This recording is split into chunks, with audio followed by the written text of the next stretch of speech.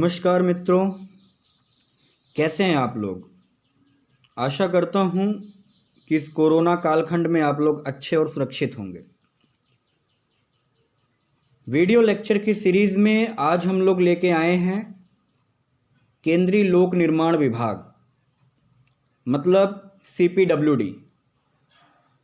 CPWD क्या है, इसकी स्थापना कब हुई, किस मंत्रालय के अंतर्गत आता है, कितने प्रकार के लोग इसमें काम करते हैं, क्या परमानेंट हैं, क्या टेम्पररी हैं, इनसे जुड़े हुए कॉन्ट्रैक्टर्स, कॉन्ट्रैक्टर के ग्रेड्स, इन सारी बातों का चर्चा आज अपने इस विषय में करेंगे। मतलब एक कंप्लीट पैकेज पीडब्ल्यूडी और सीपीडब्ल्यूडी का। आशा करता हूं कि ये श्रृंखला आपको रोचक रहेगी, मैं अच्छे से इसे समझा पाऊंगा। तो फिर शुरुआत। केंद्रीय लोक निर्माण विभाग। केंद्रीय लोक निर्माण विभाग की जो स्थापना थी वो जुलाई 1854 में अजमेर में लॉर्ड डलहौजी के द्वारा की गई। इस चित्र में जो शख्सियत है वो कोई और नहीं, लॉर्ड डलहौजी है। सीपीडब्ल्यूडी की जो नेशनल एकेडमी है वो गाज़ियाबाद में स्थित है, कमला नेहरू नगर हापुड़ रोड पर। ये कमला नेहरू नगर का हापुड़ रोड गाज़ियाबाद में पिलखुआ की तरफ स्थित है। इस सीपीडब्ल्यूडी के लिए जो मिनिस्टर रिस्पॉन्सिबल होते हैं वो मुख्यतः दो तरीके के होते हैं। पहला हमारे देश के प्रधानमंत्री, जो इसमें वर्तमान समय में नरेंद्र मोदी जी हैं, और दूसरे ministry of housing and urban affairs, जो इस समय हरदीप सिंह पुरी जी हैं। ये दो मंत्रालय रिस्पॉन्सिबल होते हैं सीपीडब्ल्यूडी के लिए। केंद्र में सीपीडब्ल्यूडी, जबकि स्टेट में एंड अर्बन अफेयर्स के बाद जो पोस्ट आती है वो डायरेक्टर जनरल की होती है सीपीडब्ल्यूडी में। और वर्तमान समय में सीपीडब्ल्यूडी के जो डायरेक्टर हैं वो विनीत कुमार जायसवाल जी हैं, जो इस पिक्चर में आपको दिख रहे हैं। डायरेक्टर जनरल के बाद की जो पोस्ट है वो रीजन और सब रीजन में बटी हुई है, जिसके जो चेयरपर्सन है वो स्पेशल डिजीज़ और एडिशनल डिजीज़ होते हैं।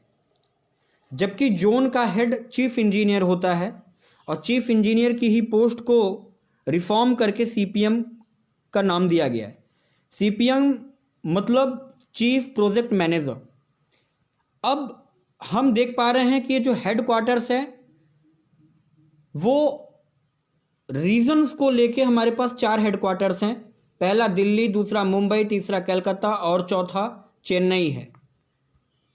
इनके जो वर्क्स हैं वो आप कुछ इस तरीके से देख पा रहे हैं कि स्वच्छ भारत अभियान के तहत और अमृत की आप लोगों देख पा रहे हैं कि यहाँ पर क्या क्या चीज़ें कंप्लीट हुई, क्या क्या चीज़ें एक्टिविटीज़ में हैं।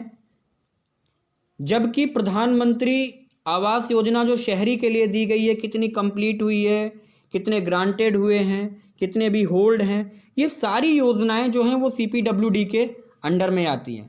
सीपीडब्ल्यूडी और पीडब्ल्यूडी का जो मेन रोल होता है वो कुछ इस तरीके से है।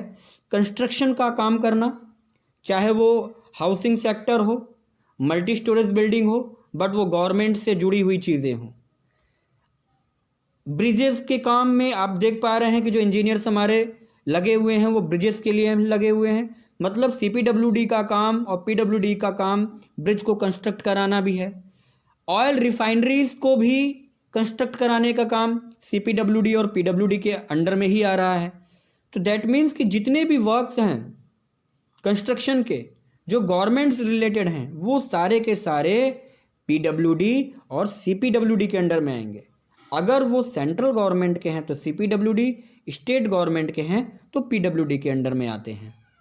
देख पा रहे हैं ये पाइपलाइन है, बॉर्डर्स की रोड से होती हैं। ये सारी जो वर्क्स हैं वो कहीं ना कहीं सीपीडब्ल्यूडी के अंडर में आती हैं। बंकर्स को बनाना, टनल्स को बनाना, रोड्स को बनाना, एटसेट्रा, ये सारी एक्टिविटीज़ हम लोग सीपीडब्ल्यूडी और पीडब्ल्यूडी के अंडर में देखते हैं। अब हम आगे चर्चा करते। ठेकेदार को समझने के पहले कुछ उससे जुड़ी हुई चीज़ों को समझते हैं। कहते हैं कि जिसने सहना सीख लिया उसने रहना सीख लिया। अमूमन सामान्य बोलचाल की भाषा में ठेकेदारों के प्रति कुछ इस तरीके की भावनाएं हैं। ठेकेदार अमूमन ठ से ठग होते हैं, क से कर्जदार होते हैं, द से दारूबाज होते हैं और आर का टर्म मैं अपने मुंह से नहीं बोल सकता, इसे खुद मुन्ना भैया समझाएंगे आपको कि आर से वो क्या होते हैं। तो आगे की वीडियो में हम वॉच करते हैं कि ठेकेदार का वो अंतिम गुण जो मुन्ना भैया आपको समझाएंगे, वो वॉच करते हैं, देखते हैं।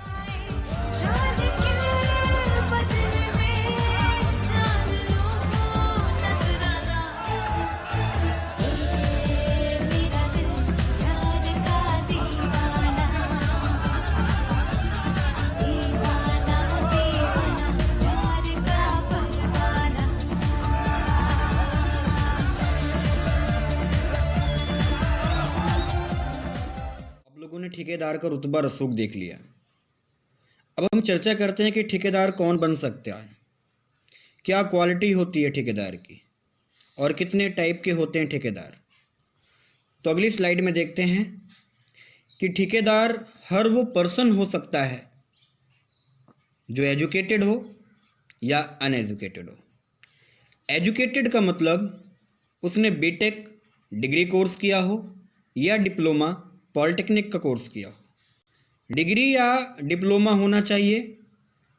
अगर इसको करके कोई भी पर्सन ठेकेदारी के लिए आवेदन करता है तो वो एजुकेटेड ठेकेदार कहलाएगा, जबकि अनएजुकेटेड ठेकेदार के लिए डिग्री या डिप्लोमा की ज़रूरत नहीं होती है।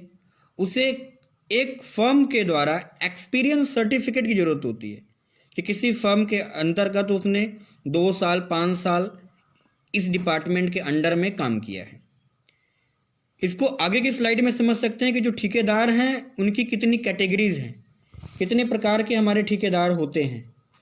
तो जो पहले ग्रेड का ठेकेदार होता है, मीन सबसे निम्न ग्रेड का ठेकेदार होता है, उसे हम डी ग्रेड का ठेकेदार कहते हैं।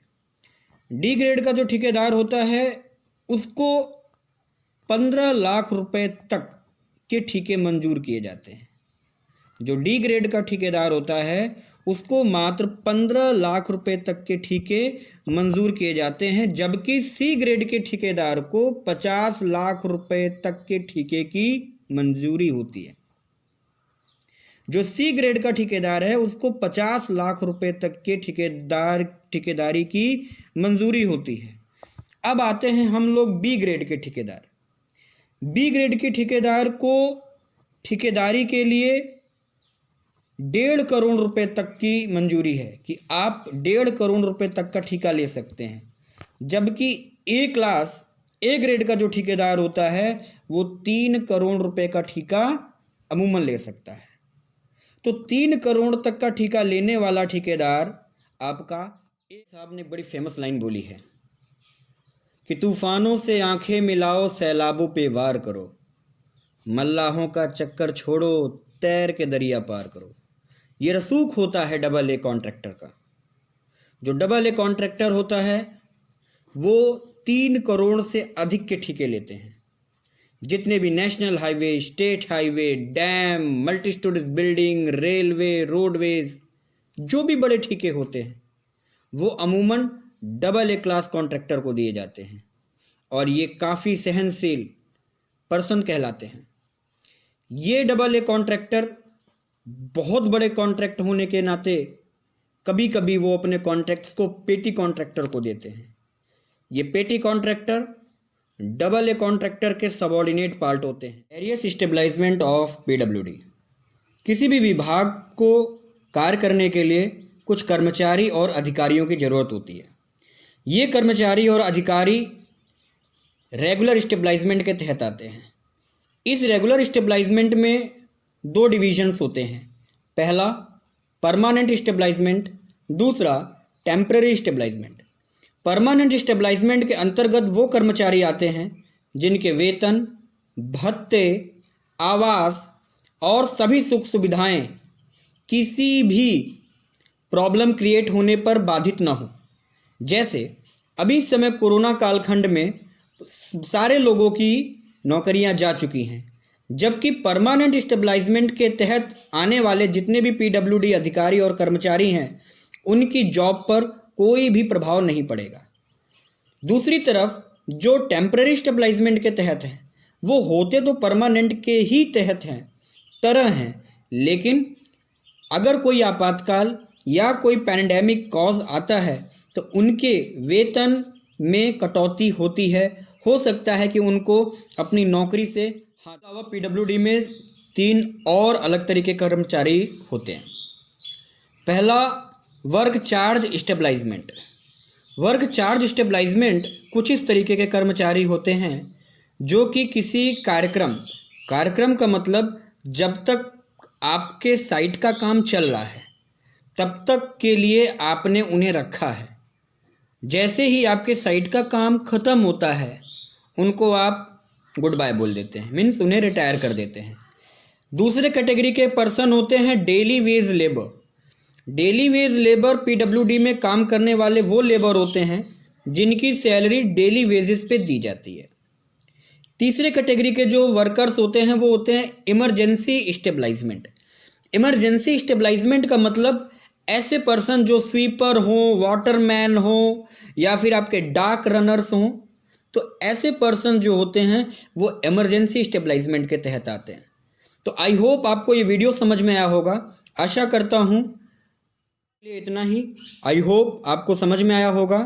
मिलते हैं नेक्स्ट वीडियो में। जय हिंद।